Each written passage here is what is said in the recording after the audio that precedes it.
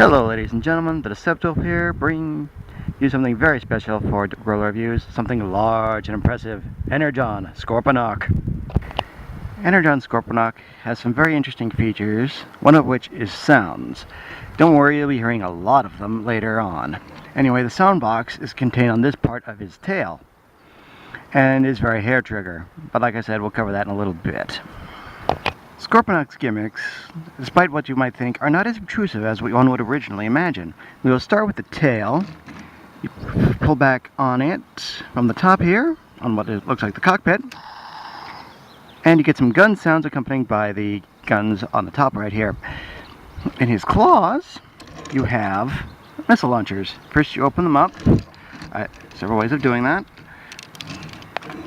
There we go, missile launchers. Press forward. And the space right here allows you to fire said missiles. And there's a little button that'll let you do so. He also has a port right here for a Minicon, and another on his other arm for an Energon Star, along with another accompanying missile launcher. And once again, there we go.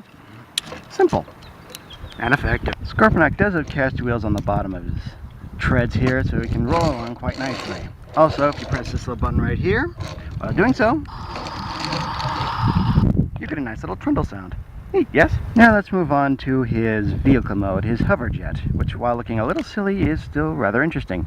First we will split the scorpion head, as odd as that sounds, place it to the sides,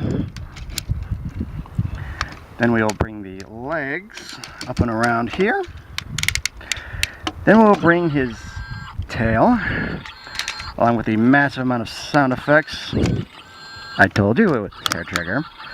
Fold it out, fold up the hook right here. Then we will bring out his feet for tail fins. Fold in on the other joints of his sides to put the fuselage of the jet mode. They have little tabs right there, one on either side, so that they clip into place eventually. Then we will bring the arms of the vehicle mode around. Also, apparently you can separate those if you want to or not. Then we will fold out these little blade bits for rudimentary wings, and there we go. Hover jet. As mentioned previously, his caster wheels do still work. You can even do the caster sound trundle if you like, and you can also do the little cannon mode right there, although it does do a different sound. You can get a couple different sounds from this depending on what you do. Not sure why. Nothing happens when you press this button, but that comes in a later mode. His robot mode, in fact.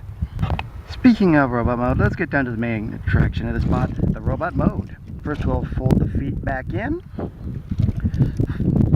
fold this part out again, this time bringing in this part in for his massive shoulders. Fold in the legs, fold this part, his scoops out. He has little heels there, so because he is rather heavy. There we go. Repeats onto this side. Folding his tail with, again, rather massive amount of sound effects. You might dig it, you might not. You might want to leave the sound tab in if you're really not digging it. Anyway, here we go.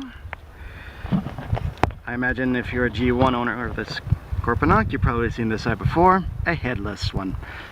But enough about that. Fold down this part of the cockpit and fold the head out.